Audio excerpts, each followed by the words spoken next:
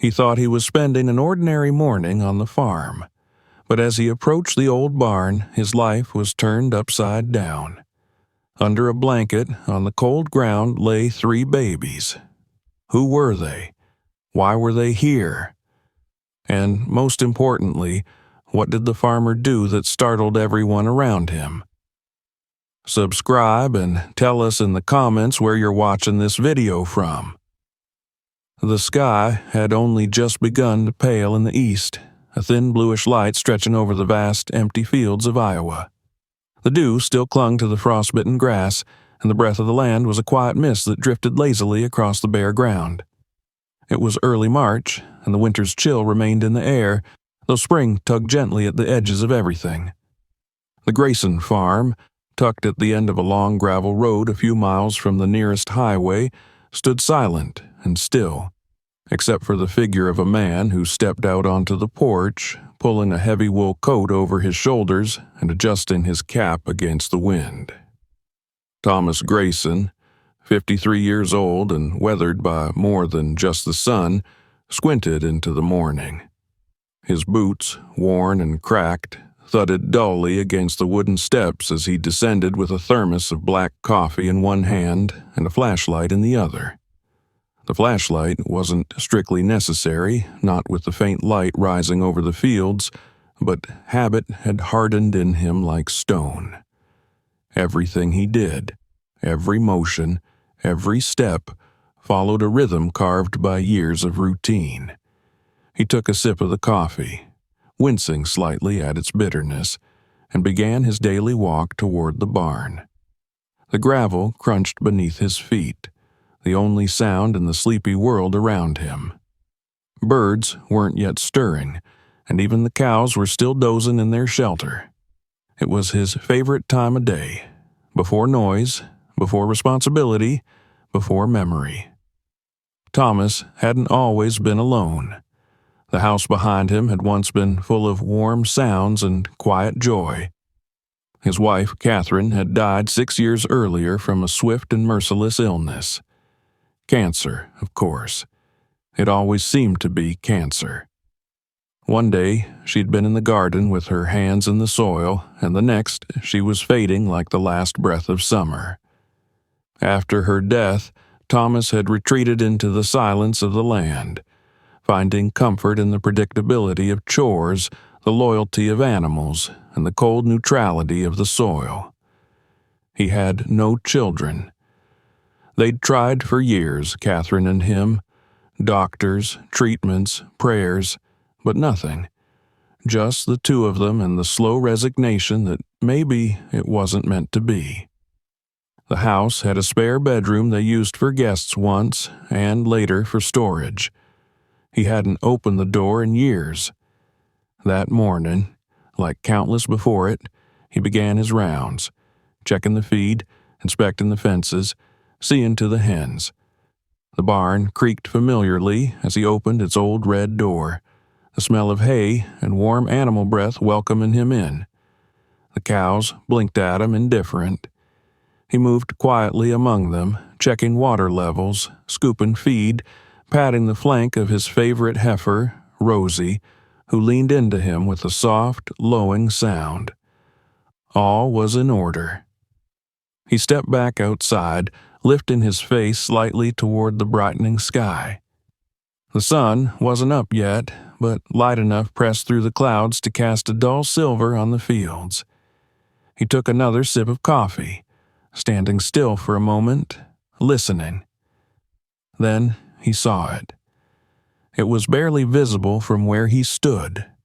A dark lump near the far edge of the property, close to the old disused equipment shed, half hidden by the curve of the land and the tall grass that had begun growing wild there. At first, he thought it might be a discarded tarp, or perhaps an animal, curled up against the cold.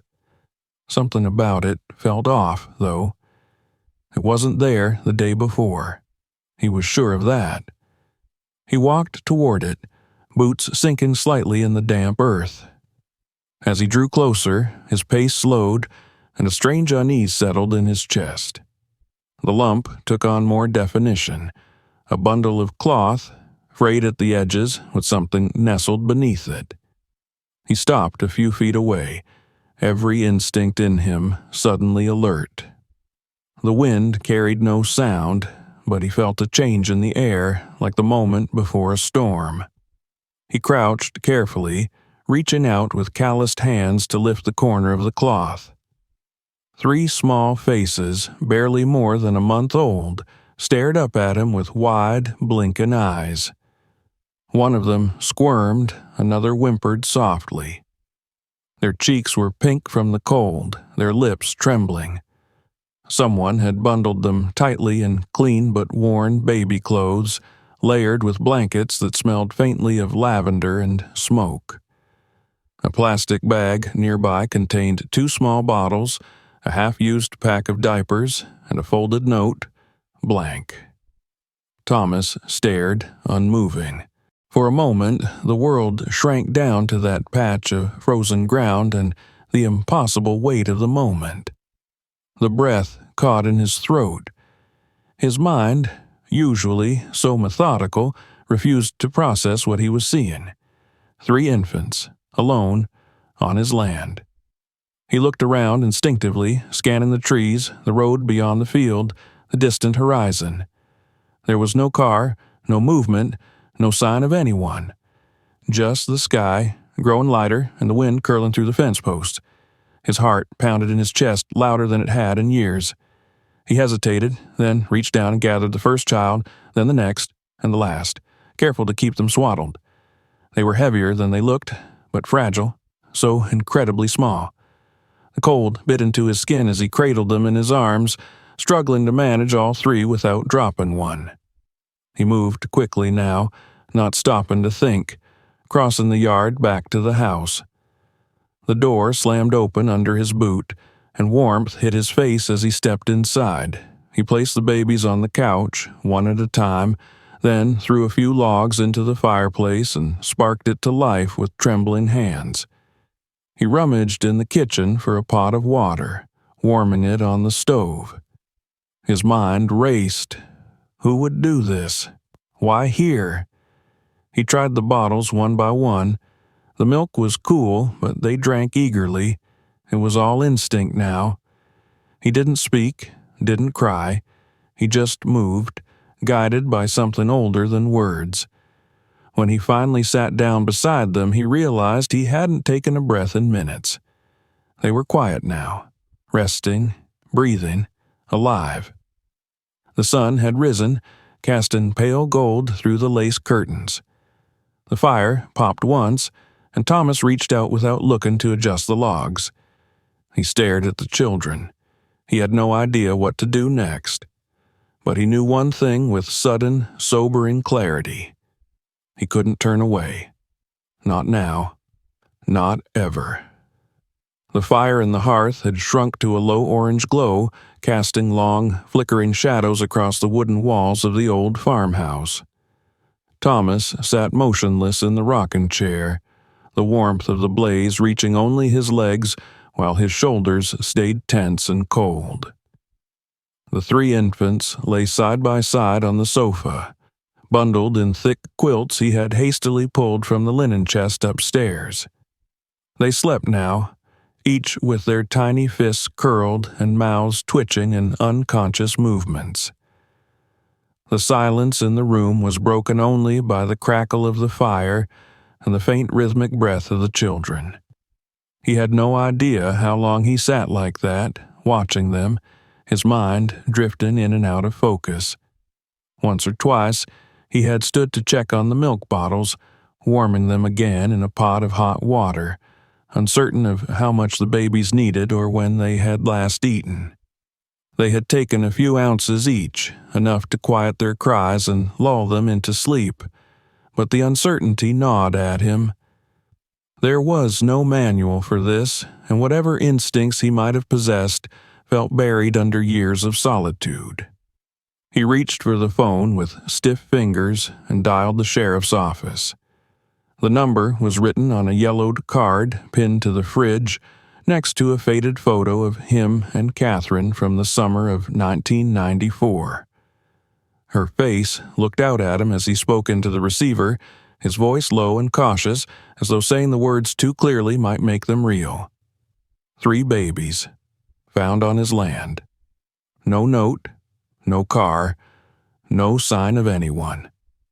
The dispatcher didn't seem to know what to say at first. There was a pause, too long, too silent, before she said she'd send someone out, asked if the children were injured. He told her no, not visibly. They were warm now, fed for the moment, breathing. He gave his address again, even though they knew it, and hung up. By the time he'd made it back to the couch, one of the babies had stirred. The girl, he thought. She blinked up at him with cloudy blue eyes, her brow furrowed in a half-frown that reminded him of someone impossibly familiar. She let out a mewling cry, and he bent over to lift her into his arms. The movement was awkward, but his grip was steady. He cradled her gently, bouncing her in a slow rhythm, and the noise subsided into small whimpers. His arms ached. His back hurt. But he didn't stop. The knock on the door came 40 minutes later. Sheriff Dalton was a broad-shouldered man with deep lines around his eyes and a way of speaking that rarely changed pace, no matter the situation. He stepped inside, pausing to take in the sight before him. The fire, the quilts, the 2 sleeping infants, and the third in Thomas's arms. "Jesus, Tom," he muttered, removing his hat. Behind him came a woman Thomas didn't recognize. Younger, maybe mid-30s, with a clipboard tucked under one arm and a puffy coat that made her seem even smaller than she was. Her hair was tied back in a low bun, and her eyes swept the room with quiet precision. She introduced herself as Monica Reyes from Child Protective Services. Thomas nodded stiffly. He had nothing to hide, but everything in him felt exposed. The sheriff moved toward the couch and crouched low, his eyes softening as he looked over the children. "Where'd you find them?" "Out past the old shed," Thomas said, wrapped in a blanket. "There was a bag with them. Milk, diapers, that's it." "No note?" He shook his head. Reyes had already moved toward the sleeping infants, checking their faces, their limbs, murmuring to herself in a tone Thomas couldn't quite catch. She asked if he had fed them. He said yes. She asked how long they had been there. He guessed a couple of hours. The wind had died down after sunrise, and he hadn't heard anything during the night, but he supposed anything was possible in the dark. They worked efficiently. Reyes took photographs. Dalton made notes. The infants were gently lifted, examined, wrapped more securely. Reyes asked if there were any security cameras on the property. Thomas almost laughed. No, not here, not on this land where nothing had ever happened worth recording. No one had driven past that he'd noticed. No tire tracks, though the gravel road was damp and scarred with older marks. Dalton walked the edge of the property, scanning for footprints or clues, but came back with nothing. "They were left here," he said, pulling his coat tighter. "Deliberately. Someone wanted them found." That thought settled into Thomas's chest like a stone. He followed them back into the house and stood by as Reyes made a few calls on her cell phone. She spoke in quiet terms about emergency shelters, open beds, foster availability. The nearest available facility with an infant unit was nearly 90 miles south, and they weren't certain they could take all 3 together. She frowned as she spoke, flipping through pages on her clipboard. The logistics, the bureaucracy. It moved slower than anyone wanted to admit. "Mr. Grayson," she said at last, "if you're willing, I'd like to ask you to keep the children here for a few days while we sort out a placement. It's not typical, but we're over capacity right now, and this would qualify as emergency kinship placement. Only temporary." Thomas stared at her, unsure if he had heard correctly. "I'm not family," he said. "No," she replied, "but you're the only one who's held them today. You fed them, you kept them warm. That makes you the closest thing to family they've got right now." Her tone was kind, not manipulative, practical even. She saw a man in front of her who could help them bridge a gap. Maybe she didn't see the years of silence, or the nights he still talked aloud to a woman who wasn't there, or the way his hands trembled when he held something as delicate as a newborn. Or maybe she saw all of it and didn't care. He looked down at the girl in his arms. Her eyes were closed now, mouth slack with sleep. "I'll need some help," he said slowly. "I'll arrange for supplies," she answered. "I've never—" He hesitated. "I don't know what I'm doing." "No one does," Reyes said. "Not at first." The sheriff put a hand on Thomas's shoulder. "You don't have to commit to anything permanent. Just keep them safe till we figure this out." Thomas nodded, more to himself than to them. Reyes gave him a list of items she would bring back: formula, more diapers, a portable crib, and some infant clothes. She promised to return by evening. Dalton told him to call if anything changed, and they left together, walking down the gravel road toward their vehicles.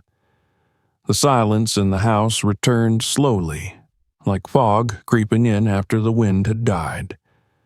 Thomas stood in the living room, the note Reyes had left in one hand, the baby in the other. The other two still slept, their breaths steady and soft. He didn't sit for a long time.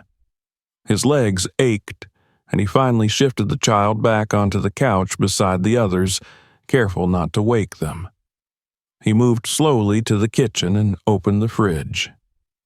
There was no food suitable for infants: a half-eaten casserole, a jug of milk, eggs, butter, pickles. The contents of a life lived alone. He stared at the shelves and realized for the first time in years how empty his home really was. Later, after the sun had risen high and the house had warmed, he sat at the table with a pencil and a legal pad. He began to write a list: formula, bottles, wipes, something for bathing, diaper cream, baby thermometer. He didn't know what half of these things looked like, but he had heard the terms before. He called the pharmacy in town and asked if they had baby supplies.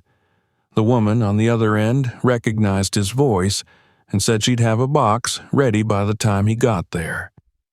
He looked at the couch. Still sleeping. He had time. He bundled them again, wrapping them in the best blankets he had, and carried them to his truck one at a time, placing them gently in a cardboard box lined with towels. He didn't have car seats. He told himself it would only be once, just this one trip. He drove slowly, each bump in the road like a jolt to his conscience. He checked the rearview mirror constantly, watching their little heads sway with each turn. They didn't cry. Not once. At the pharmacy, the clerk helped carry the supplies out to the truck. She didn't ask questions, but her expression softened when she saw the children. He thanked her, barely able to meet her eyes. Back at home, he laid the babies out on the rug in front of the fire and unpacked the bags. Formula, a set of pacifiers, diapers that looked impossibly small, lotion, wipes, a thermometer, 3 onesies with animal prints, the beginnings of something. He changed them one by one, fumbling, cursing under his breath, apologizing aloud. His hands felt too big, his body too slow, but he managed. They squirmed, but none cried. By the time Reyes returned with a folding crib and a stack of paperwork, the living room looked like something between a nursery and a garage sale. She showed him how to mix the formula properly, how to burp them after feeding, how to tell if they were too hot or too cold. She left instructions, phone numbers, and her cell number written in block letters. He thanked her without knowing what else to say. When the door finally closed behind her, the house felt fuller. Not noisier, just fuller. The kind of fullness he hadn't known in years. A presence. Thomas sat down beside the crib, resting his arms on his knees. He exhaled. He didn't know how long this would last. He didn't know what tomorrow would bring. But tonight, there were 3 children sleeping in his house, and for the first time in a long while, it felt like someone else was breathing in the walls besides him. The house had never known such noise. Not even in the early years of his marriage, when Catherine would put on music and cook with all the windows open, letting the radio's low hum drift out into the fields, had there been this kind of constant, piercing chaos. Now it came in waves. One child starting, then the others, like some invisible thread, tied their lungs together, tugging at the same beat. Thomas moved among them like a man adrift, slow but determined, his arms always full, his face tight with concentration, his shirt often stained and sleeves perpetually rolled. The first night had been a manageable disaster. He had barely slept, maybe 20 minutes here, a few more there. The infants had woken one after another, but never in unison. No rhythm, no pattern, just cries like alarms in the dark. One needed changing, another feeding. The third, he never figured out why, just wanted to be held. At 3 a.m, he found himself sitting on the floor of the living room, all 3 babies nestled against his chest, 2 half asleep, the third hiccuping quietly. The fire had dimmed to embers, and a cold draft pressed in from the back door. He didn't move, didn't even shiver. He just sat, eyes unfocused, listening to their breath. By morning, his limbs ached from the weight of them, from the awkward stooping and rocking and carrying. He brewed a pot of coffee so strong it nearly burned his tongue. His voice was hoarse when he called the county health nurse, leaving a message that said something like, "I've got 3 infants in my house. I could use some advice." He didn't mention that he hadn't slept more than an hour since they arrived. That didn't seem like something worth saying. It was just a fact, like the sky being gray. The days passed with a blur of motion. He learned fast, or he tried to. There were online articles he found and read on his phone in snatches between feedings and changes. He made mistakes. Formula too hot. Diapers too loose. One baby developed a mild rash and he nearly panicked, thinking he'd already failed. He stood in the aisle of the drugstore one morning, reading every label on a shelf of ointments, his fingers trembling as he held the smallest tube. He bought more supplies, extra blankets, a second crib, a small white noise machine someone at the pharmacy recommended. He still didn't understand half of what the clerk said, but he nodded as though he did. People were beginning to recognize him, or at least recognize the story. The man with the babies. The quiet farmer out on Route 12 who found 3 infants in his field. He kept to himself, but he couldn't avoid the looks. At the feed store, someone had left a small bag on his truck's windshield. Inside were baby socks, a note with no name, and a $20 bill tucked in the corner. He didn't know how to feel about it. Gratitude, maybe. Embarrassment, surely. He wasn't a charity case. But he also didn't throw it away. The hardest part wasn't the physical exhaustion, though that was constant. It was the doubt. The gnawing sense that he was playing house with lives that deserved more than guesswork. Sometimes, in the silence between cries, he would sit in the armchair and stare at the wall, imagining someone knocking on the door to say it was all a mistake, that the real parents had come forward, that he could go back to his life, his quiet, ordered, predictable life. But every time that thought rose, it was chased by another. The look in their eyes when they saw his face, the way they calmed when he held them, the weight of them against his chest, warm and trusting, unknowing. He hadn't asked for them, but they were here, and he couldn't bring himself to wish it different. On the 5th day, something shifted. He was in the kitchen, trying to make himself something to eat while the children slept. Eggs cracked in one hand, toast in the other. The radio played low in the background, some slow country tune he didn't recognize. He was halfway through cooking when a sound from the living room pulled him back, a soft, almost contented gurgle, followed by a breathy laugh. He walked in and saw one of the boys. He had started calling them by numbers in his head, 1, 2, and 3, since naming them felt too final, smiling up at the ceiling. Not at him, not at anything in particular, just smiling, the kind of smile that felt like sunlight. Thomas stood there, spatula in hand, heart caught in his throat. He didn't move, didn't speak, just watched. Later, he held that child a little longer, let him rest on his shoulder while he stared out the window at the bare trees beyond the fields. Snow was forecast in a few days, the last gasp of winter. He'd need to split more wood, check the generator. But all he could think about was that smile. He started to notice their personalities. One was fussier, always needing something: attention, warmth, movement.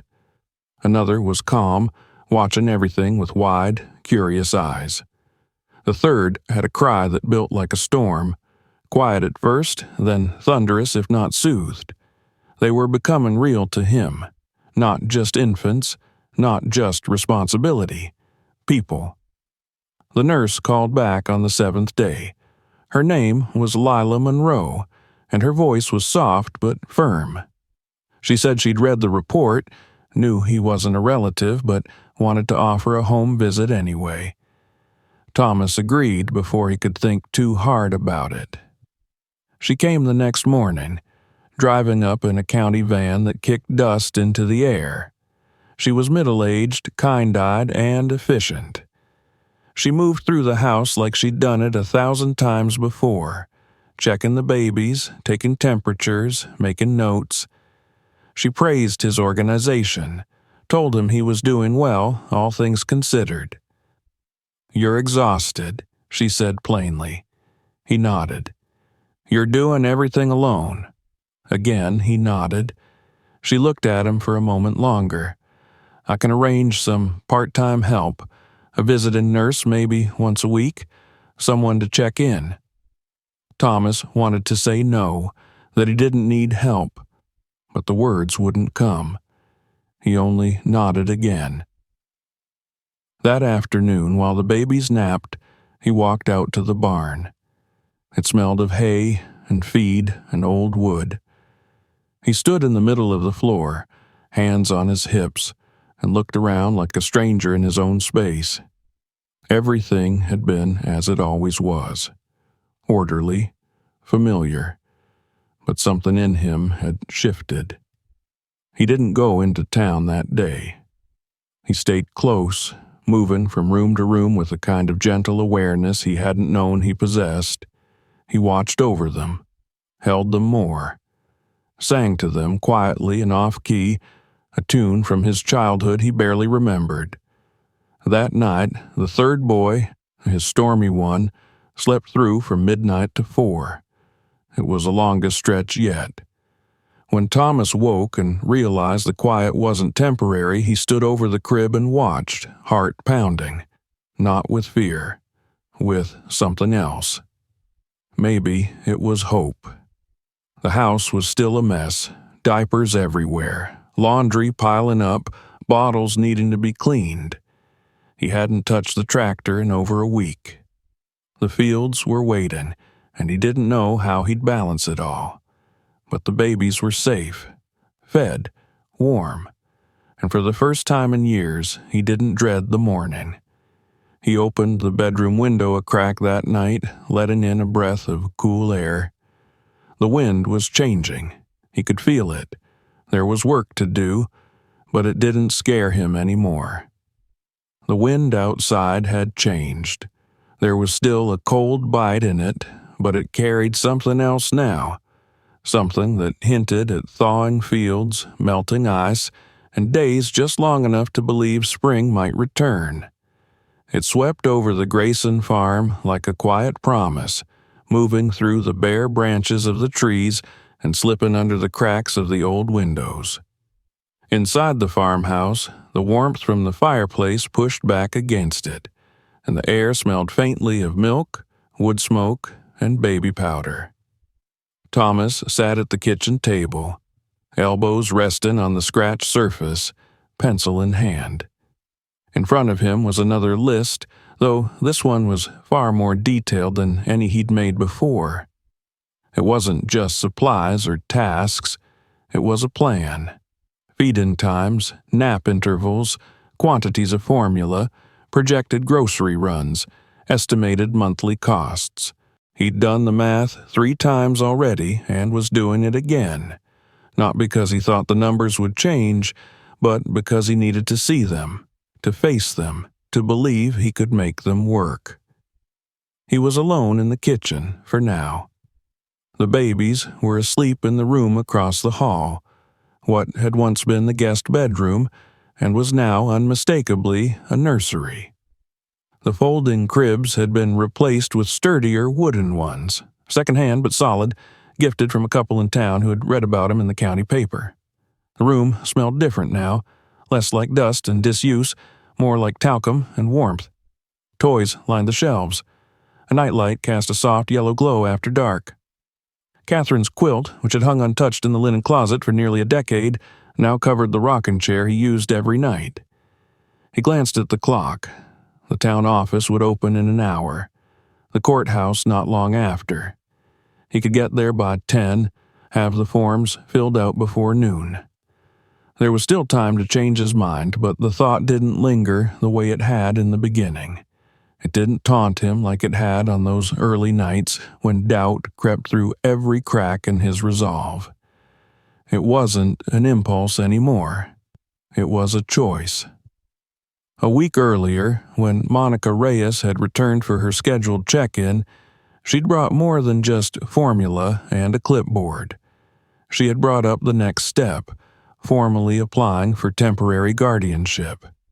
It would allow him access to additional resources, qualify him for support from the state, and, more importantly, ensure continuity of care. The children couldn't stay in limbo forever. Either he would take the next step, or the department would begin searching for permanent placement elsewhere. Thomas hadn't answered right away. He'd nodded, said he needed time to think, and she had respected that. But her words stayed with him. He stood now, stretching his shoulders, and walked to the living room. The floor creaked under his weight. A week ago, the space had still looked like his old life. Now, baby items had crept into every corner, blankets draped over the couch, toys under the table, a box of diapers near the fireplace. It should have felt chaotic. It should have bothered him, but instead, it felt like someone had gently broken the seal on a long-closed room in his heart. It wasn't grief anymore. It was movement. Something breathing. He moved down the hall, quiet as he could, and opened the nursery door. They were still sleeping, each in their own crib, nestled in blankets and softly breathing.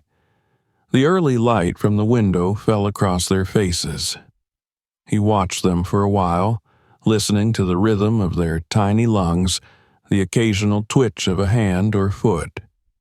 They looked peaceful, as though they had never known fear, never felt cold or hunger, as though they belonged here. He didn't know their names. The state hadn't identified them yet. No missing persons report had come in. No mother had stepped forward. For now, in the paperwork, they were listed only as Infant A, B, and C.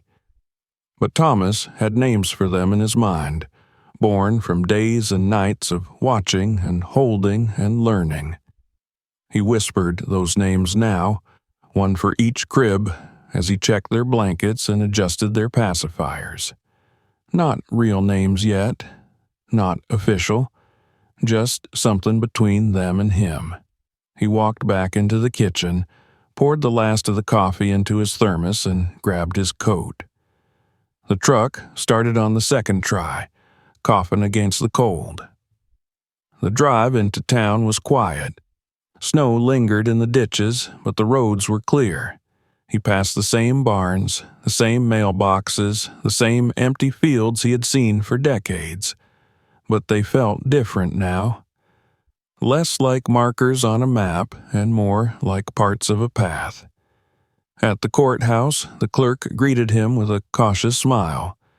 She had heard, of course, everyone had. She handed him the forms without asking questions, though her eyes lingered a little too long on the line where he would write his name under petitioner. He filled them out in the lobby, sitting at a table with a pen that skipped and a coffee ring staining the corner of the page. It was slow work. His handwriting wasn't what it used to be, and he double-checked every section, afraid to miss something. When he reached the line that asked about his relationship to the children, he paused. He could have written none, could have said caretaker, could have left it blank. But he wrote prospective guardian, pressing the pen harder than necessary. He handed the forms back without ceremony and nodded when the clerk said they'd be reviewed in the coming week. He would be contacted soon. A court date might follow. A home study would be required. There would be interviews, checks, more paperwork. He didn't flinch. On his way out, he stopped by the hardware store. He needed a few things: extra locks, new window latches, a smoke detector for the nursery. The owner, an old friend of his father's, offered him a discount before he even asked. Said it was the least he could do. Told him he was doing something good. Thomas thanked him and left quickly, not trusting himself to say much else. He picked up groceries, more baby wipes, and a new laundry basket. He stopped by the post office and found 3 envelopes waiting for him, one from Child Services, one from the pharmacy, and a handwritten card with no return address. Inside was a note that read, "You're not alone." No signature, just that. He sat in the truck for a long moment, staring at the note. The babies were waiting. It was nearly noon and their next feeding was due soon. He tucked the card into the glove box and started the engine. Back at the farmhouse, he moved through the routines with practiced care. Bottles warmed, diapers changed, lullabies hummed. He was no longer guessing. Not entirely. There was a rhythm now, a flow. That evening, after the babies were down and the dishes were done, he sat in the nursery with the lamp on low and the radio turned to an oldies station. He rocked slowly, the creak of the chair steady and calming. The house was quiet, but it no longer felt empty. He thought of Catherine, not with the sharp pain that used to slice through him, but with a soft ache. She would have known what to do. She would have loved them. He looked around the room, at the toys, the clothes, the little lives unfolding in front of him. It wasn't just a temporary arrangement anymore. It wasn't just filling a gap. It was a beginning. Tomorrow would bring more questions, more steps, more uncertainty. But tonight, he knew what he had chosen. They were his now, in all the ways that mattered. The days grew longer, though winter had not entirely released its grip. Snow still clung to the edges of the fields in stubborn patches, and the wind that swept across the plains remained sharp, but there was something in the light. Cleaner, brighter, more certain. Spring was coming, and Thomas could feel it not just in the shifting air or the way the soil softened beneath his boots, but in the subtle transformations that had taken root inside the house and within himself. The nursery had taken on a life of its own. Once an unused room filled with dust and forgotten things, it was now the beating heart of the house. Every inch of it bore witness to the presence of 3 small lives: stacks of diapers arranged in neat piles, shelves lined with bottles and toys, clothing folded with clumsy care. The furniture was mismatched, borrowed or donated by people who had heard the story and wanted to help. There was no theme, no decoration beyond what was functional, but it was full of warmth. Catherine's old quilt remained on the rocking chair, now worn soft by nightly use, and above the cribs Thomas had hung 3 mobiles he had fashioned himself from bits of twine and small wooden shapes. They spun gently in the air, casting slow-moving shadows on the ceiling. Each of the children had begun to show their own particular nature in the smallest gestures. The girl, who Thomas still called the little one, though she was no smaller than the others, was the calmest, content to be held or lay quietly with wide, thoughtful eyes. One of the boys was demanding, impatient, vocal in his displeasure when something was not to his liking. The third was his sleeper, slow to wake and slow to cry, often found curled up with a hand resting near his face. Thomas had stopped trying to keep up with what any manual or online article told him was normal. He had learned to listen instead, to watch, to adjust. The patterns were there if one paid attention. Life on the farm had changed accordingly. The chores did not stop. Livestock still needed tending, fences still needed mending, and the soil would soon need turning. But everything now moved around the axis of the children. Thomas rose earlier, worked in shorter bursts, and checked on them more often than was probably necessary. The monitors he had installed in the nursery buzzed faintly through the day, always within earshot, and he often found himself pausing mid-task to listen, just in case. Neighbors who had once kept their distance now came by with casseroles, boxes of outgrown baby clothes, or offers to help. Mornings were no longer solitary. People knocked on the door and lingered over coffee in the kitchen, while a child dozed nearby or was rocked gently on a visitor's knee. The house, once a place of quiet routine, now echoed with the sounds of life, laughter, conversation, and the soft murmur of lullabies. He had to make space for all of it, and so he did. The mudroom became a changing area. The laundry room doubled in usage, running nearly constantly. He cleared shelves in the pantry for formula and baby cereal, and the living room had long since given up its quiet order in favor of soft mats, burp cloths, and colorful plastic. He moved through it all with surprising ease. There was a rhythm to it, not unlike farming. Observe, act, adjust, repeat. At the feed store, people began to greet him, not just as Tom the farmer, but as the man with the babies. They asked about the children before anything else, and he found that he didn't mind. He gave them updates without hesitation. They're eating more now, or the girl rolled over this morning, or the middle boy likes music, I think, as if reporting on the weather or the grain forecast. He had even begun keeping a small notebook in his shirt pocket, jotting down the little milestones as they occurred. He didn't know if he would need them for court, for documentation, or for memory's sake. All he knew was that when one of the boys laughed for the first time, an honest, gurgling laugh that surprised them both, he wanted to remember the exact time of day and what song had been playing on the radio. It mattered.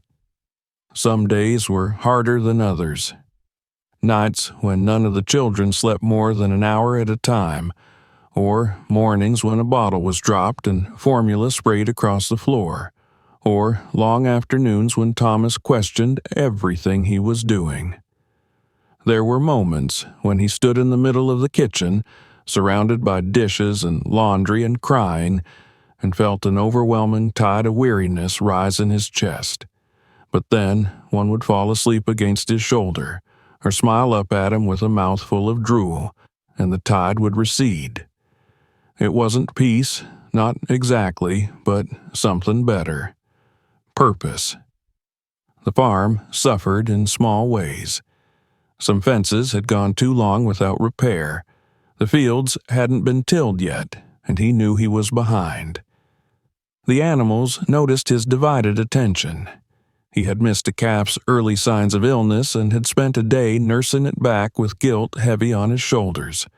But he reminded himself that seasons always moved forward. There was time to catch up. The soil would wait, as it always had. He hired a teenager from town to come on Saturdays and help with the barn. The boy, lanky and awkward, didn't ask many questions, which suited Thomas just fine. He showed him how to feed the livestock, check the water lines, and clean the stalls. The boy learned quickly and didn't mind the long hours. He said the farm was quieter than home. One afternoon, as they worked side by side stacking hay, the boy asked suddenly, "You really keeping them? The babies, I mean?" Thomas looked up from his work, straightened his back, and nodded. "I am." The boy just shrugged and went back to lifting bales, as if it was the most natural answer in the world.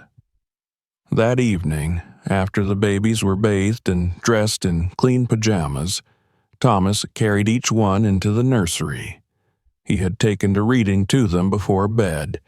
Not that they understood the words, but the sound of his voice seemed to calm them. He read old farm almanacs, children's books, sometimes newspaper articles. It didn't matter what. It was the cadence that counted. He sat in the rocking chair, one of the boys cradled against his chest, and looked around the room. There was a peace in the stillness, in the quiet hum of the baby monitor and the weight of the child in his arms.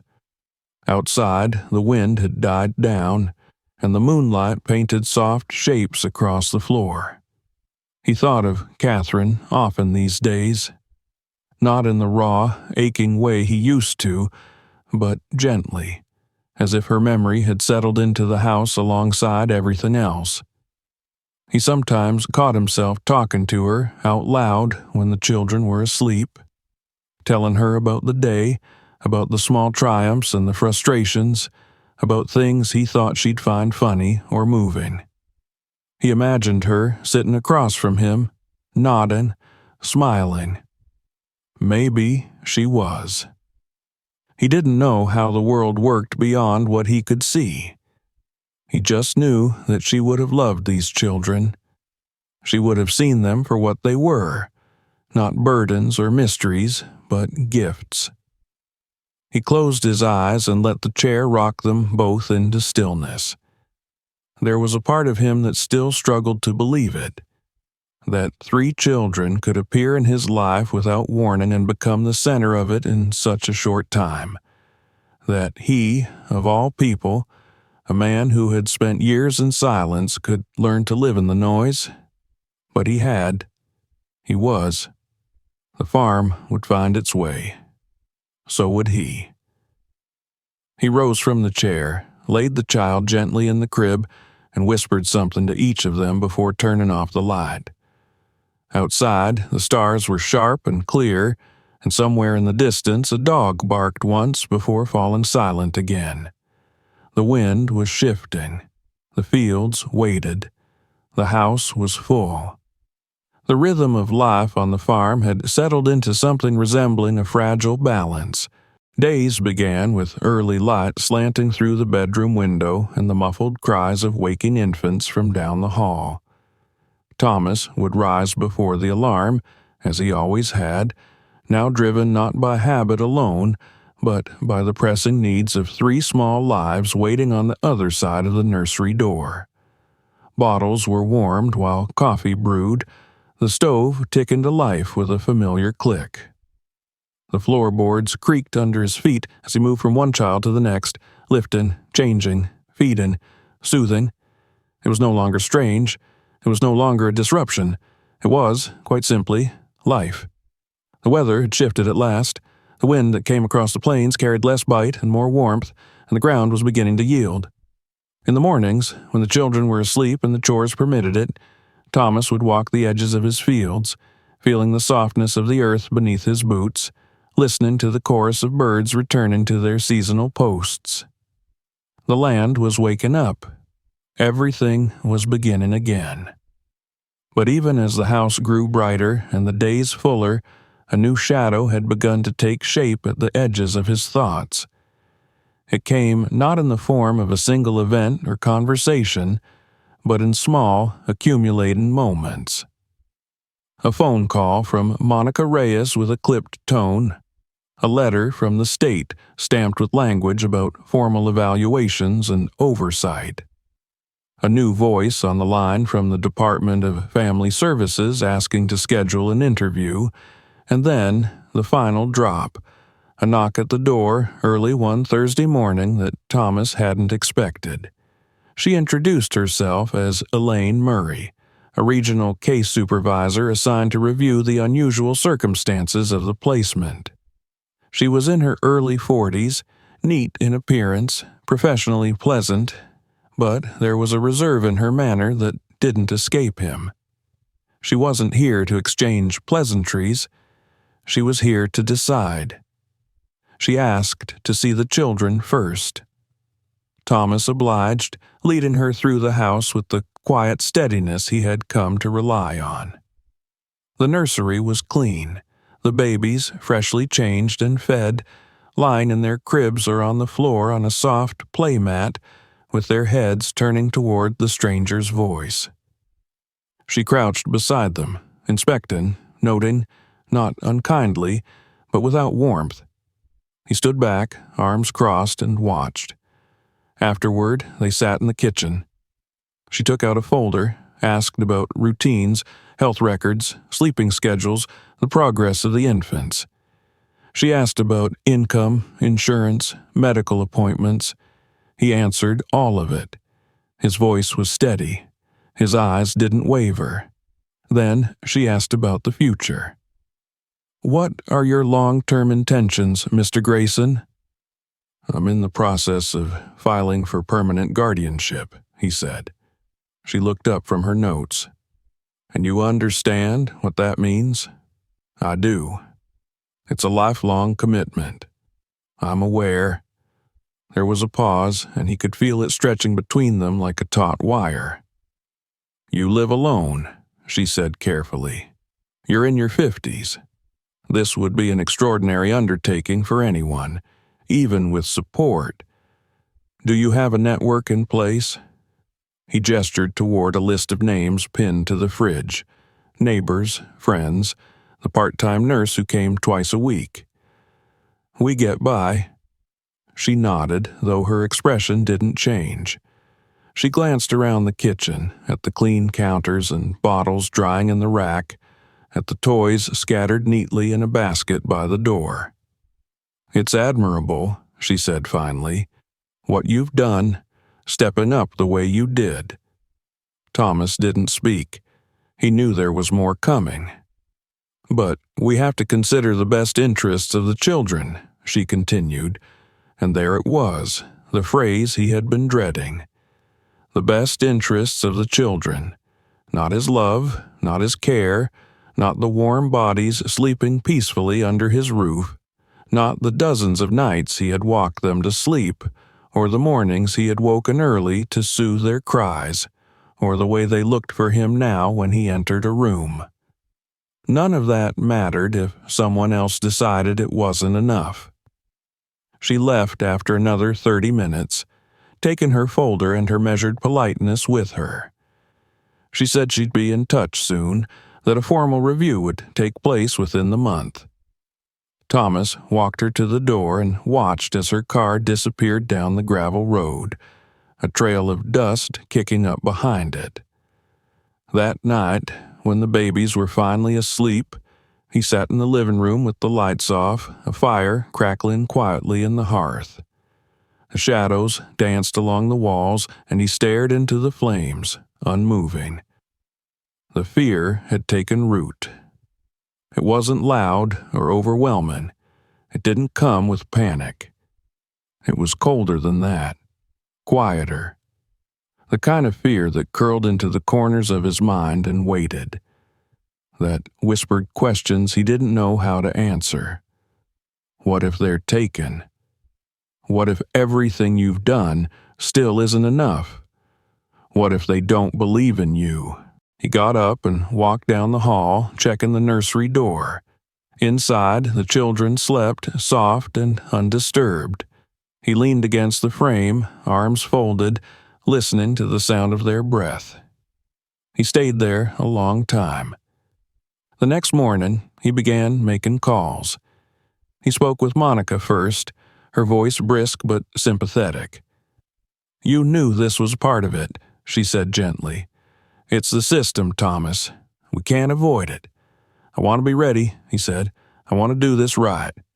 She promised to help where she could, suggested contacting a lawyer, someone familiar with guardianship law, gave him names, told him to gather letters of support, documentation, evidence, anything that would show his suitability. So he did. He called the pastor, who offered to write a statement. He asked the nurse, who visited weekly, and she agreed without hesitation. The clerk at the pharmacy said she would vouch for him, and the feed store owner, and the retired teacher who sometimes watched the babies for an hour while he repaired the tractor. Each one said the same thing in their own words. He's doing it. He's showing up. He cares. He contacted the lawyer, a woman named Jill Whitaker, who met with him 2 days later in a cramped office in town. She was young, sharp-eyed, and immediately efficient. "They'll be looking for reasons to say no," she said, not unkindly. "Your age, your income, your lack of a partner. And what do I have? Consistency, a clean record, community support, and 3 children who already see you as theirs." She gave him a list of documents to gather, appointments to make. He filled out the forms, one after another, handwriting careful and slow. He attended a first aid course in the community center, sat through an infant CPR seminar, and began building a binder of information thicker than the seed catalogs that used to stack by his desk every spring. And as he worked, the fear changed. It didn't go away, not entirely, but it gave way to something sturdier. Resolve. He had once believed his life was finished. That the chapter closed with Catherine's passing was the last one the world had written for him. But he had been wrong. These children had cracked something open, and through it had come light and color and sound. Through it had come a kind of hope he didn't know how to name. They had chosen him, or fate had, or accident. It didn't matter. What mattered now was the choice he made in return. He would not let them go. Not because he was owed them, not because he deserved them more than anyone else, but because he had loved them into his life, and that love was a truth he could no longer separate from himself. The day before the review, he dressed in his best shirt, ironed by hand that morning while the babies napped. He packed a bag for each of them, spare clothes, bottles, blankets, just in case. He printed out every document the lawyer had asked for and placed them neatly in a folder. That night, he read to them as usual, his voice steady even as his hands trembled slightly turning the pages. They watched him, blinked slowly, yawned. He kissed each one on the forehead before laying them down, whispering promises he hadn't spoken aloud before. In the quiet of the house, when the fire had burned low and the wind was rising again, he stood at the window and looked out across the fields. Tomorrow, everything might change. But tonight, they were his. and he would fight for that truth with everything he had. The morning of the hearing arrived shrouded in a heavy, cold mist. The sky above the Grayson farm was a blanket of soft, unbroken gray, the kind that held back the sun and quieted the world. The gravel drive glistened with dew, and the barn stood in still silhouette as if holding its breath. Thomas awoke before the alarm, not from the stirrings of the babies, but from his own unrest. He lay in bed for a few minutes, listening to the familiar creaks and sighs of the old house, the hush of the wind outside. Today, everything would come to a head. All the work, the uncertainty, the fragile hope he had been building over the past weeks, it would all be weighed by someone who didn't know him, someone who might never have stepped foot on soil, never heard a calf take its first breath, never stayed up all night cradling a feverish child. But it wasn't anger that stirred in him. It was something deeper, a readiness. He rose and dressed in the quiet, choosing the same button-down shirt he had worn to his wedding, preserved all these years in plastic at the back of the closet. It still fit, though his shoulders were broader now, and the fabric no longer held the scent of the lavender sachets Catherine used to place in the drawers. Still, there was something right about it. He fastened each button carefully, rolled his sleeves just to the wrist, and glanced at himself once in the mirror above the dresser. The man, looking back at him, was lined, tired, but solid. There was no fear in his eyes this morning, only resolve. The babies had woken in the usual way, as if they didn't sense the gravity of the day ahead. One cried for milk, another for a change, the third simply because the room had grown too quiet. Thomas moved through the routine with practiced ease, his hands confident, his thoughts steady. The bottles were already warmed, the diaper bag packed. He had even laid out their outfits the night before, 3 soft onesies, a matching set gifted by a neighbor whose own children were now grown. By 7:30, they were in the truck, bundled in clean blankets, strapped into second-hand car seats donated by a woman at the church. He checked each one twice, tightening the straps, adjusting the mirrors. The heater hummed as he pulled onto the road, mist clinging to the edges of the windshield. The drive to the county courthouse took just over an hour. The truck rumbled steadily over the back roads, the fog parting like a curtain as the sun made a muted attempt to rise. Thomas said little during the ride, humming softly when one of the boys fussed. His hands remained steady on the wheel, his mind fixed on what was to come. He arrived with time to spare. Jill Whitaker met him at the entrance, clipboard in hand, dressed in a navy blazer and gray slacks that made her look even younger than she was. She smiled when she saw the children, reaching out to touch one of their blankets, her fingers light and careful. "They look good," she said. "They are," Thomas replied. He carried the twins himself, one in each arm, while Jill took the third. The courthouse security guard nodded at them as they passed, not bothering to question a man with 3 infants and a lawyer at his side. They took the elevator to the 3rd floor and waited outside courtroom C, the bench hard beneath them, the lights overhead too bright and cold. Inside, the courtroom was simple. Oak benches, a raised platform for the judge, a seal of the state mounted on the wall. The walls were painted the color of old paper, and everything smelled faintly of furniture polish and coffee. A clerk moved quietly across the room, arranging files on the judge's desk. A social worker Thomas recognized from an earlier visit sat a few rows back, flipping through notes. The babies were quiet, drowsy from the ride and the lull of warm air in the hallway. Jill leaned over and whispered instructions again, though Thomas remembered them. When to speak, when to listen, what to expect. At precisely 9 o'clock, the judge entered. She was older than he'd expected, with silver hair pulled back tightly and glasses that she wore low on her nose. Her expression was unreadable as she greeted the room and called the hearing to order. She addressed everyone in turn: Thomas, Jill, the representatives from Child Protective Services, then opened the folder before her and began to read. The proceedings moved slowly at first. Standard procedure: the reading of the case summary, the status of the infants, the initial discovery report, the emergency placement authorization. Thomas listened as his life was recounted in flat, official terms. His name, his occupation, the day he found the children, his assumption of care. Jill spoke next. She presented the binder they had compiled together, documentation of his daily routine, health records, financial statements, letters from neighbors, statements from the visiting nurse and local pastor.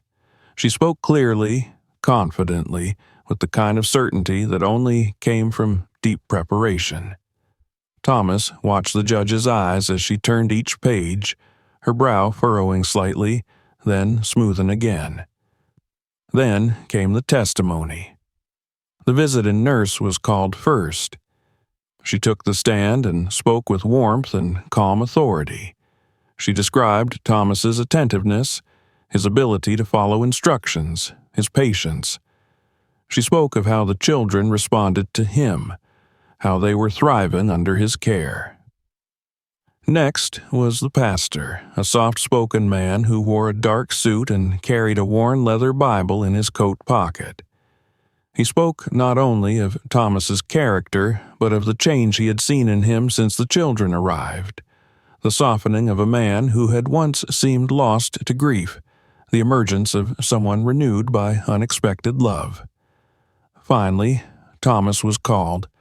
He stood, handed the last baby to Jill, and walked to the front of the room. The silence that followed was complete. The judge asked him to state his name, his intent, his understanding of the responsibilities he was seeking. He answered simply, directly. "I'm not young," he said. "I don't have a perfect house or a big family, but I have a home, and I have room in it for them. I've learned to care for them. I've come to love them, and I'm willing to give the rest of my life to making sure they're safe and loved in return." There was no dramatic pause, no rehearsed speech, just the truth, spoken plainly. The judge nodded once and turned to the CPS representative. A younger woman, unfamiliar to Thomas, stood and offered a measured opinion. She acknowledged the unusual nature of the case, the potential concerns, but she also acknowledged the clear evidence of care, the absence of better options, and the powerful statements of support. The judge asked one final question. "Do you understand that this will not be temporary? That this is not a placeholder or a gesture? That these children will be yours in the eyes of the law, with all the rights and obligations that entails?" "I do," Thomas said, "and you're prepared to take on that responsibility, now and for the future." "I am." The judge looked down at her notes, then at the babies, who now stirred softly in Jill's arms and in the carrier beside the table. "I have reviewed the documents, the testimony, and the recommendation of the department," she said. "I find that it is in the best interest of the minors to remain in the care of Mr. Thomas Grayson. The petition for guardianship is hereby granted." A pause. "Congratulations, Mr. Grayson. They are yours." For a moment, Thomas couldn't breathe. He heard Jill exhale beside him, felt the silence of the courtroom shift into something warmer, fuller. The babies, oblivious to the weight of the moment, began to fuss, and he moved instinctively toward them, lifting the nearest into his arms, rocking gently. People approached him afterward. The nurse, the pastor, even the clerk who had watched from behind the bench. They offered words he barely registered. Congratulations, blessings, thank yous. Jill placed a hand on his shoulder and smiled, her eyes brighter than before. They left the courthouse together, stepping out into the clear air of a day that had, at last, turned toward spring. The mist had lifted. The sun shone through in patches, warming the sidewalk beneath their feet. Thomas strapped the babies back into the truck one by one. He lingered for a moment, hands resting on the roof, eyes lifted to the sky. They were his. No more waiting, no more uncertainty, no more questions. As he drove home, the road felt different beneath the wheels. The land rolled out before him, familiar and new all at once. The farm awaited. The fields. The life he had thought finished. But it wasn't finished. It had begun again. And this time, he wasn't alone. The road home from the courthouse wound gently through the heart of the county, following the slow curve of the river and cutting through fields that had only just begun to wake from winter's long grip. The trees, still bare, stretched their fingers skyward, and here and there in the distance, a hint of green touched the earth where last year's crops had once stood. The land was preparing itself. Everything was in motion again, and as Thomas drove, his hands steady on the wheel and the soft breathing of the babies behind him, he felt as though he too had joined the quiet rhythm of the season's return. He did not speak on the drive. There was no need. His heart was full with a strange and luminous quiet, an ache, yes, but one not of loss. It was the weight of something sacred. It was the quiet knowing of permanence. The children were his now, not only in heart and habit, but in the eyes of the law, in the language of signatures and seals and formal declarations. It was done. It was real. It would not be undone. The house greeted them with the scent of wood smoke and warm air, the fire in the hearth still glowing faintly from the morning. The dog, an aging shepherd mix that had taken to the babies with surprising gentleness, met them at the door, wagging slowly and sniffing at the corners of the blankets. Thomas brought the children inside one at a time, laying them in their crib beside the window, where soft light filtered through the curtains and made their cheeks glow. The house was still. Outside, the wind stirred the grass, and a bird called from the edge of the barn. Inside, the walls held the silence like a blessing. He stood for a long while in the nursery, watching them sleep. The girl's mouth moved as if dreaming. One of the boys had kicked his blanket loose, and Thomas leaned in to tuck it gently back around him. His hands were still rough from years of field work, but they moved with a care that had surprised even him in these past months. Each motion was quiet, assured. Each touch held intention. It was not simply that he knew what to do now. It was that he had grown into the knowledge slowly, like the land growing into spring. As the days turned, so too did the farm. April brought longer light and soil that could be worked again. The mornings began early, as always, but now they began with the rustle of blankets, the soft murmur of voices as the baby stirred and reached out for his arms. He learned to carry one child at a time while measuring feed with the other hand. He strapped them to his chest in carriers as he walked the perimeter of the fence, one hand checking posts while the other shielded their eyes from the sun. When the weather allowed, he spread a blanket on the grass and laid them down while he repaired tools nearby, stopping every few minutes to speak to them, to let them know he was close. The help continued to come. The boy from town returned each Saturday to handle the heavier chores, and neighbors dropped by with meals and offers to run errands. A retired teacher from the next township volunteered to visit twice a week to read to the children, and soon she became a fixture in their little routine. They called her Miss Ada, and her voice, soft and rich, filled the nursery with the cadences of nursery rhymes and picture books. The children grew, not in leaps or bounds, but in the slow and steady way of all living things nurtured with love and care. They began to roll, to laugh more often, to reach for him when he entered the room. Their personalities deepened. The girl remained the calmest, her eyes always watching, studying the world with a quiet focus. The middle boy was loud and eager, a squirming bundle of movement, who cried the loudest and laughed the hardest. The youngest was still his sleeper, happiest when curled against Thomas's chest, thumb in his mouth, and the world kept at a distance. In late spring, Thomas built a play yard near the porch, fencing off a patch of grass where they could lie safely beneath the open sky. He set out a canopy to shield them from the sun, and lined the ground with thick blankets and cushions. The dog lay nearby, ever watchful. From the porch, he could see them clearly as he shelled peas or repaired the handle of a hoe, or simply sat with a glass of water in hand, letting the warmth of the season settle into his bones. He spoke to them often, not just with the simple language of lullabies and feedin' time, but with stories, real ones, old ones, the ones Catherine used to coax from him late at night when the fields were quiet and the stars came close. He told them about their grandmother, about how she planted lavender behind the barn because she liked how it caught the morning light. He told them about the time he got caught in a thunderstorm during harvest and how she had waited at the porch with a towel and a lecture. He told them how they had dreamed once of filling the house with children, but the dream had faded in silence and time.